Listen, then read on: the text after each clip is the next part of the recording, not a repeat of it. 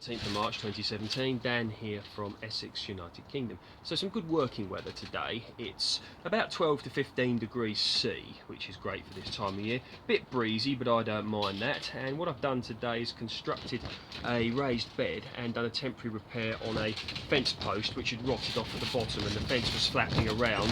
Obviously, as you can hear how strong this wind is, so I wanted to sort that one out. Obviously we had Doris a few weeks ago, Storm Doris, which did cause considerable damage, and the wind has picked up a few times since, so maybe that's a sign of things to come, so who knows. But looking out here in the polytunnel, the Dixie red peach tree really appreciates its new home. You can see here, look, that it's rewarding me with these lovely pink blossoms, which I love for their sort of decorative appeal, but also the fact that each one of these should be a peach. This is self-fertile, so I don't need to let the bees in here. These produce peaches on their own pollen, so no problem about that.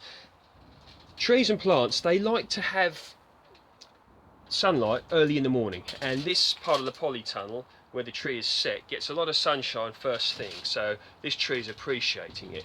And over here we have the Stella cherry minaret, which is starting to come out now. Look, quite happy about how that's looking, so very happy there. I'm expecting this to do quite well. You really can feel the additional warmth here in the polytunnel, which of course the plants are liking. You can see here the strawberry plants. I've done nothing with these yet, but I intend to. I've got some shelving, so when I get some time I intend to construct them. I might put these on the shelves in some large pots or grow bags or whatever, but they'll be okay in these pots for the time being, and I'm still thinking exactly what I'm going to do with them.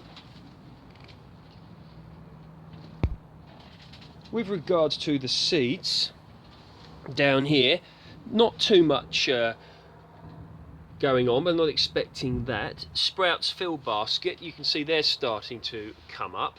None of the rest of the plants are coming up yet, but that's fine, they can germinate when they're ready. Now these are doing well. These are Vate's blue curled kale, and very happy with how they're coming on. I had these in earlier than the other plants, that's why they've come up early. You can see them blowing around in the wind here. So I'm looking forward to these doing well.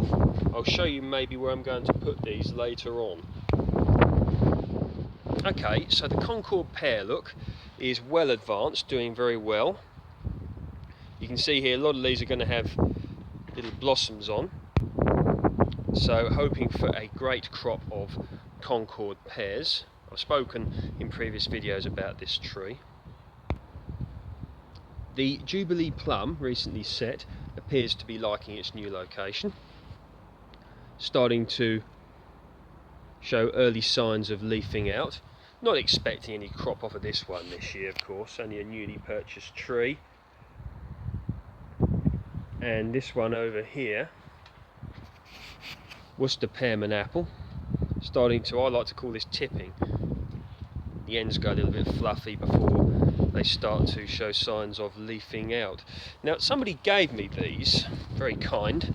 I've got some tayberry plants. There's one here, and there's one that's fell down there amongst the stinging nettles. But I'm thinking of a place to put those. I do like tayberries, cross between a blackberry and a raspberry, of course, and very nice indeed. They grow well in our climate, and you can propagate them yourself. I have done a video on that in the past, I believe. So yeah, the backyard orchard, not looking particularly exciting yet, but when them trees are fruited out, or leafed out rather, it'll be much better. Things are moving on. So this is the project I've been working on this morning. I'll just do a quick run through what it is. So of course it's a raised bed, which I intend to grow some produce. Now I'm thinking of some brassicas here, maybe some marrows, courgettes, maybe some pak choi, almost like a kitchen garden, but you guys who follow my channel regularly know that I do change my mind, and I might decide to put something like runner beans or broad beans in here. So either way, it's a space ready to set. This was soil acquired from another project. Of course I needed something to do with it. Now I'm not expecting this soil as it stands to be to be the best quality, but what I'm going to do is enrich it with some organic matter and some well rotted horse manure, and I'm expecting some decent crops from this. I'll show you how I've constructed them. So in each corner there's a post, one there and one there, and of course the other side as well. And what these were cut-offs from a tree setting project that I was lucky enough to be involved in, and what I wanted to do was reuse them. The other option of course was to put them on the wood burning stove, but you know, they already had a point on them, and why not use them, eh? A little bit of recycling, so to speak. So each post, there's a post in each corner, and what I've done is simply screwed a bit of wood across the front, and that's about 4.5 centimetres there, as you can see, and this one here is, what's that, 14.5 centimetres, something like that. On the side got some pretty meaty bits of wood here, that's 8 centimetres by, what's that, 15.5, 16 centimetres, something like that. And they're just screwed on, one screw here and one screw here. Now I wanted to keep, I didn't want them fixed too much. I mean, they're certainly fixed enough, you know, these are well and truly in, and that's strong enough, it's not going to come away.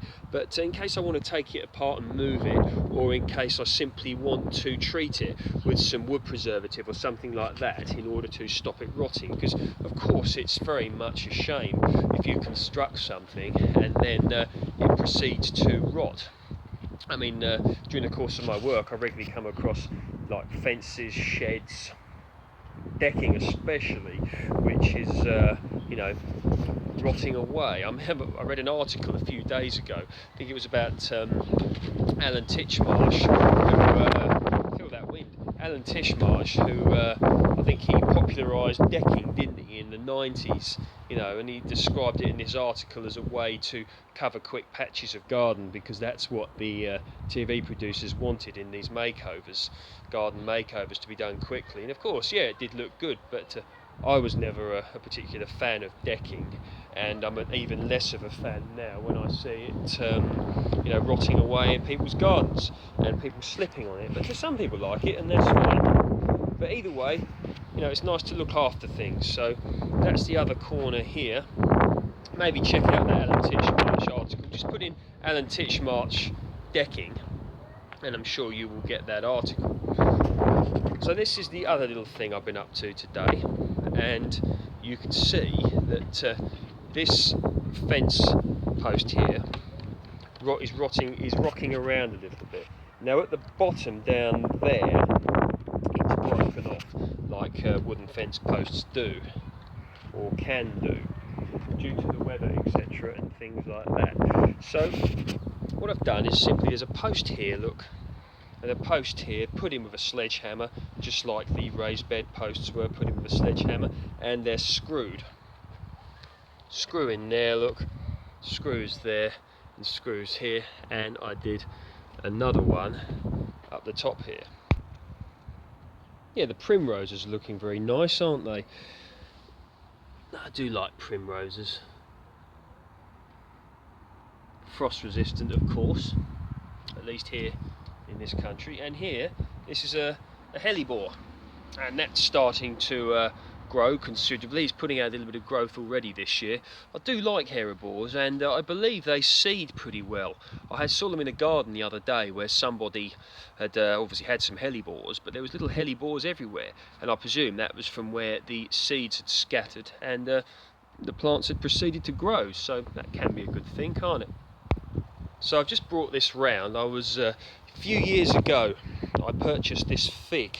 It's been in this pot, and this fig, I think I got it from Wilkinson's or one of the, what do you call them, budget bargain places, either Wilkinson's or JD's, or I can't remember the name of it now, but either way, it's done very well. It was nothing but a cutting when I got it, and it's grown. It didn't put up a massive amount of growth last year, but I tried to do a bit of layering here, but I don't believe it worked, but never mind. I'm going to be trying to do a little bit of work with this lovely tree or bush eventually.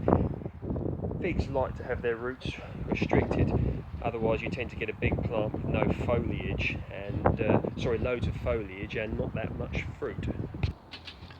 So here we are back in the polytunnel. So did a bit of work on the allotment the other day. That's looking pretty good now. Some beds there all ready to set in. So just going to be waiting now. Probably I like to put things out sort of well into May, at least the tender things, because of course you don't want all your hard work to go to waste if the frost kills what you've grown. So your tender things like marrows, runner beans, sweet corn. I've got some sweet corn growing away as well. I'll probably show you guys that when it germinates, but going to grow a good crop of sweet corn this year. That's one thing I do particularly want to do. So there we go, that's your update on what's going on here. Next video will probably be an allotment video, so stay tuned for that one. And as usual, I appreciate the support that everybody gives me by watching my videos. The views are steadily going up, as is the subscriber count, so I'm going to continue delivering videos that you guys want to see, hopefully. So take care and speak soon.